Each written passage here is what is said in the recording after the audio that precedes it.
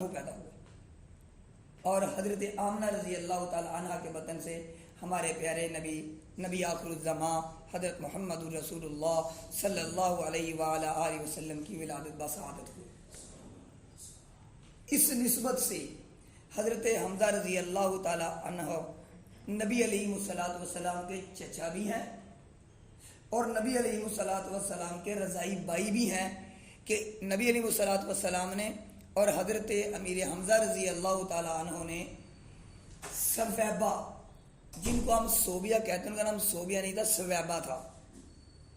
تو ان کا دودھ پیا تھا، اس وجہ سے یہ ان کے رضائی بھائی بھی ہیں۔ تو جب حضرت عبداللہ ان کے نکاح کے لیے حضرت عبد المطلب مدینہ المنورہ لے کے جا رہے تھے، راستے میں ایک یہودی عورت فاطمہ بنت مر، اس نے جب دیکھا کہ حضرت عبداللہ رضی اللہ تعالی عنہ کے چہرہ انور پر نور نبوت چمک رہا ہے، تو اس نے حضرت عبداللہ کو اپنی طرف بلایا اور بلا کر یہ کہا کہ میں تجھے 100 اونٹ ہدیہ کرتی ہوں، تیرے نظر کر دیتی ہوں۔ تو حضرت عبداللہ جو کہ ہمارے پیارے نبی علیہ السلام کے والد ماجد ہیں، انہوں نے شعروں کے اندر انہیں جواب دیا جن کا ترجمہ یہ ہے۔ آپ نے فرمایا، حرام کے ارتکاب سے موت آسان ہے اور ایسا فعل بالکل حلال نہیں جس کو محض ظہور میں لا سکوں۔ جس ناجائز امر کی تو طلبگار ہے وہ مجھ سے کیسے ممکن ہے؟ کریم النفس آدمی تو اپنی آبرو اور دین کی پوری حفاظت کرتا ہے۔ یہ کہہ کر نبی علیہ السلام کے والد ماجد تشریف لے گئے۔ پھر وہاں سے جب واپس تشریف لے کے آئے تو دوبارہ اس نے حضرت عبداللہ کو دیکھا تو کہنے لگی، پھر بلایا اور پوچھا، عبداللہ تو یہاں سے جانے کے بعد کہاں رہا؟ انہوں نے کہا کہ میں مدینہ المنورہ گیا تھا اور وہاں بن عبد المناف کی بیٹی سے میرا نکاح ہو گیا ہے اور میں وہاں 2-3 دن ٹھہر کے اب واپس آ رہا ہوں۔ تو اس یہودی عورت نے، جو اس وقت تورات اور انجیل کی عالمہ تھی، جانتی تھی، علم رکھتی تھی، اس نے کہا، عبداللہ میں کوئی طوائف عورت نہیں ہوں،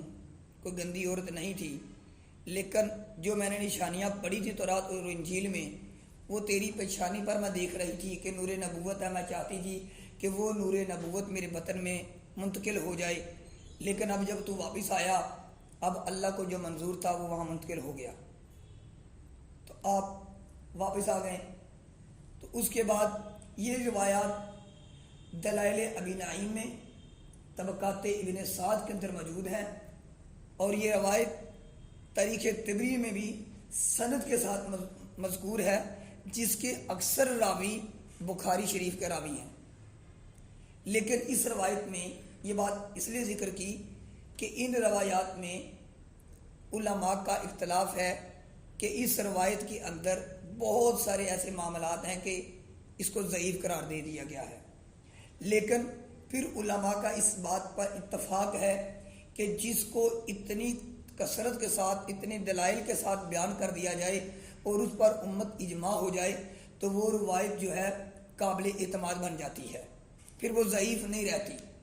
اس کو درجہ حسن تک پہنچا دیا جاتا ہے یا کسی اور درجے تک پہنچا دیا، مطلب کہ وہ قابل اعتماد بن جاتی ہے۔ لیکن اکثر جب یہ کہیں روایت پیش کریں تو جو لوگ نہ ماننے والے ہوں، کوئی معاملہ نہ ہو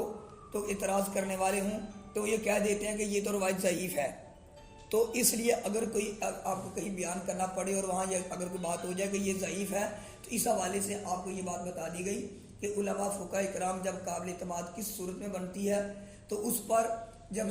راوی جو بخاری شریف کے راوی ہیں،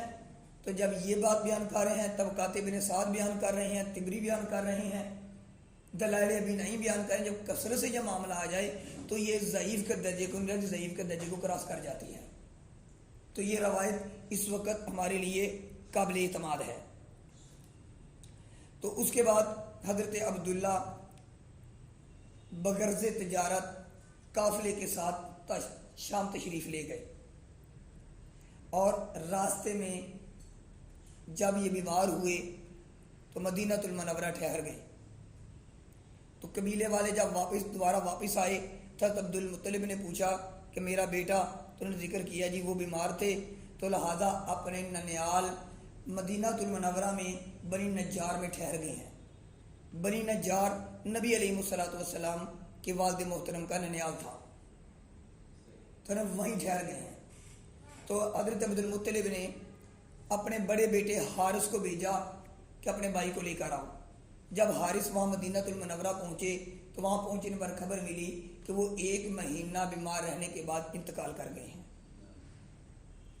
تو نبی علیہ الصلوۃ والسلام کے والد ماجد وہی 1 ماہ کے بعد انتقال کر گئے، اور مدینہ المنورہ میں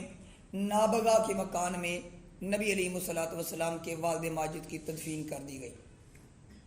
اور نبی علیہ الصلوۃ والسلام کے والد ماجد کی عمر میں اختلاف ہے، کوئی کہتے ہیں کہ 18 سال تھی، کوئی کہتے ہیں 25 سال تھی، کوئی کہتا ہے 28 سال تھی، کوئی کہتے ہیں 30 سال تھی، لیکن اجماع اس بات پر ہے کہ آپ جو راج قول ہے کہ وہ 18 سال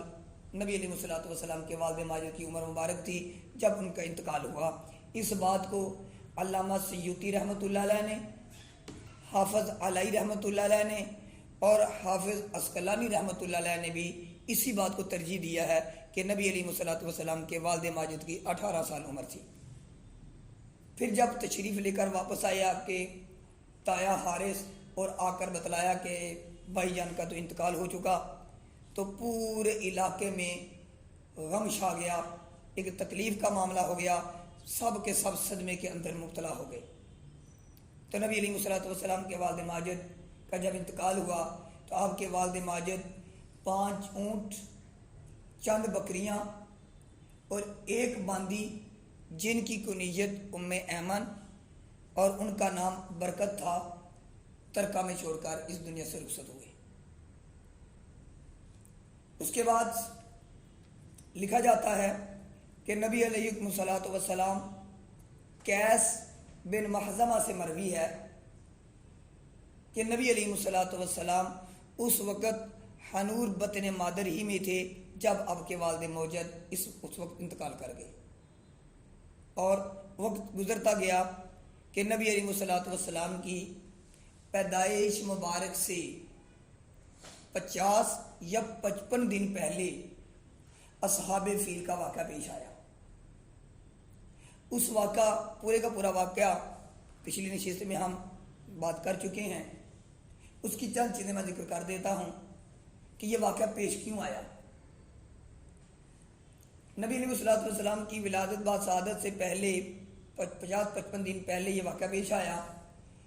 نجاشی بادشاہ حبشہ کا، اس نے